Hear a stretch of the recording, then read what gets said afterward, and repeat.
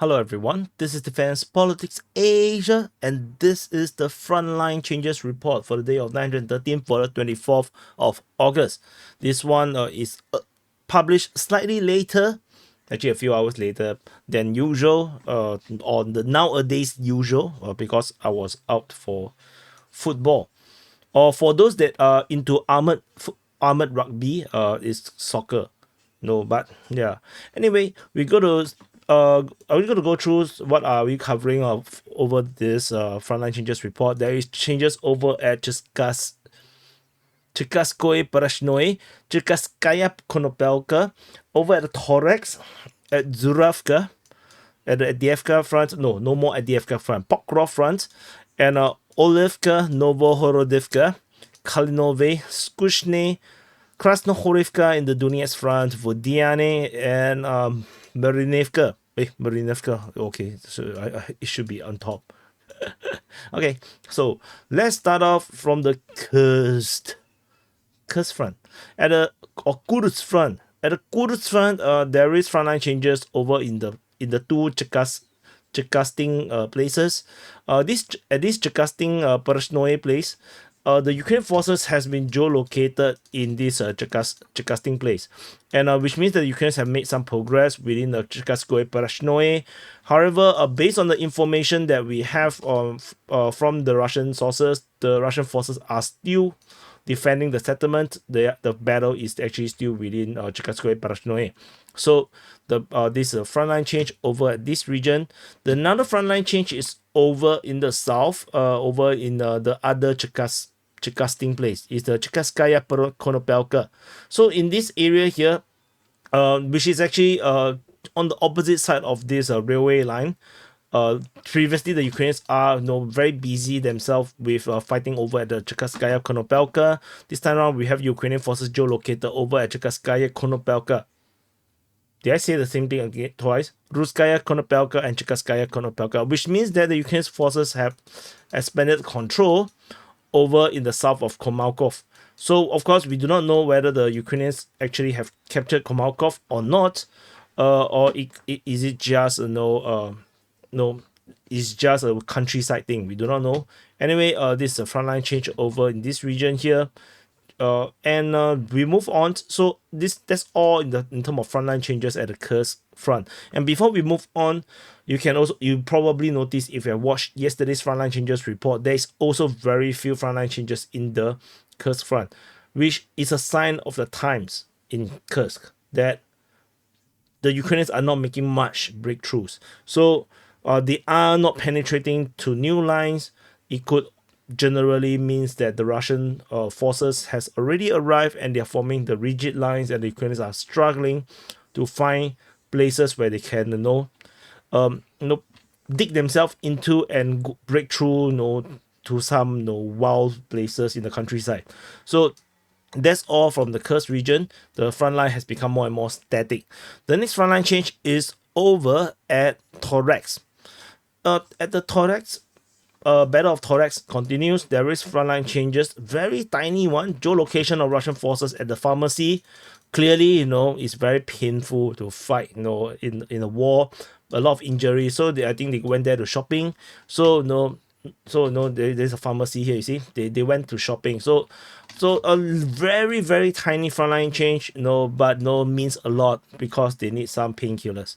So anyway, going on over after Thorax, there's no updates at the New York front. The pro-Ukrainian mapping clearly do not want you to know about anything about New York because it's way too long. Please don't tell me this encirclement is surviving for this many days. It's just impossible. Anyway, the next frontline change is over at Zuravka. So over at Zuravka, there is a slight change, just a small frontline change, almost negligible. The main change is actually over in the Olivka Novohorodivka region. Russian forces have went deeper into Novohorodivka, and there is geolocation. There is footage of a Ukrainian tank that was hit by an RPG, and basically signify where the front line is. The battle is raging over in Novohorodivka. And with this update from the Ukrainian mapping, it also confirms that the Russian forces has secured Olivka in the southwest, and the Russians also the Ukrainian mapping also corroborated part of the previous mapping by the Russian side. So there is some very slight change, but this is not very important strategically, tactically not very important. This is just some difference in terms of the perspective from the Russian and Ukrainian mapping. And for those that are new to this channel, again, there is two maps on this map. This is a Russian map and the Ukrainian map. There is not one map. So while you're looking at one map, actually it's two maps overlapping each other, because the Russian and the Ukrainians have different perspective of what is happening on the ground. So welcome to DPA. I'm sure that I just earned a subscribe button click from you, and press the like button if you want to the Russian soldiers to buy something from the pharmacy. I will give them a call. So after this Horodivka, over in the Mikhailivka region and the Marinivka region, there is also frontline changes in this region. So this is just off Selidove. Russian forces geolocated at the gas station. And you probably know what I'm gonna say next. Yes, they ran out of gas. So the Russian forces went here to pump gas around here, so that they can actually travel further.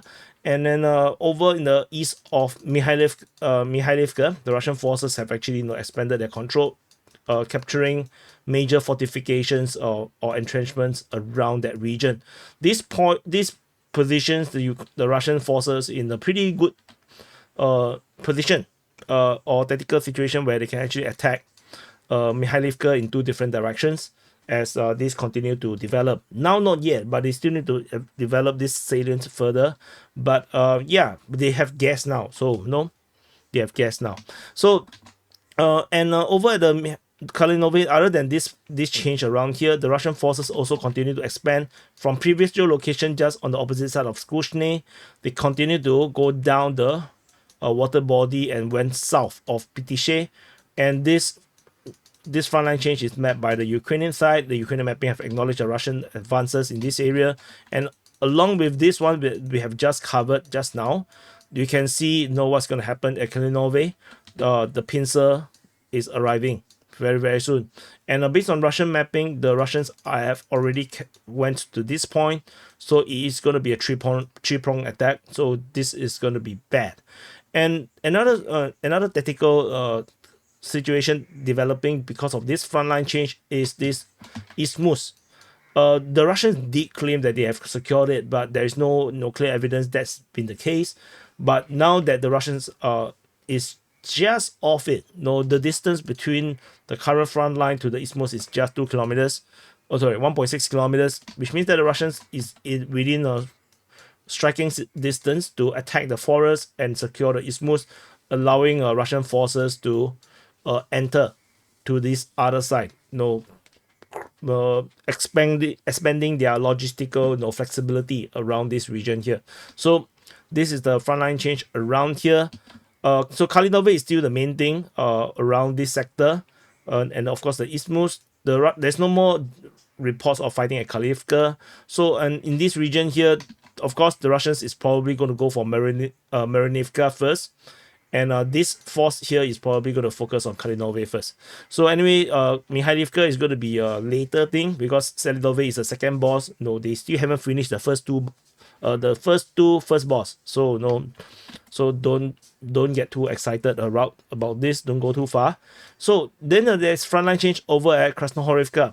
Continuing from yesterday's geolocation of Russian forces on the southwestern part of Krasnohorivka, Russian forces has been geolocated to continue the advance westward, and they are now heading along this railway line. It looks like they now love the railway lines, and they're going to push all the way to Hostre. So they're going to continue that direction. This is geolocated and reported by Deep State UA, the pro-Ukrainian source.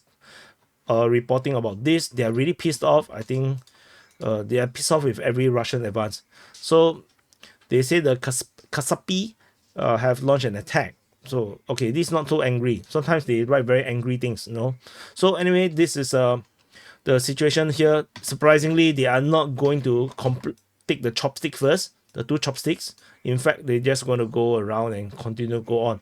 So yeah, interesting division. But of course, I feel like this is the reason is, yeah, or like this. So anyway, we shall continue to monitor, and of course they can also like this, move on over at the Vodiane region. There is new developments, new updates. The Vodian offensive to the highway is climax or ending stage. The Russian forces, based on the Ukrainian mapping, has confirmed that the Russian forces have kept basically on the edge of reaching the highway along this region. So this is another vector of attack arriving at the finishing line, whereas the one that is the closest to Vodiane or Vodian has actually expanded their control around here. So Ukrainian forces could theoretically still be at this fortification, but most likely they are not there. And yeah, we're going to see another prong attack going down this tree line so that they can attack Vodiane from the north. We have this attacking from the south. So yeah, things are just developing and unfolding the way how the Russians would probably want it. So anyway, I think these are all the frontline changes report for the past 24 hours. So the past day. So thank you for watching. Do press the like button, subscribe. The situation report will be later today, and I'll see you guys in the next update.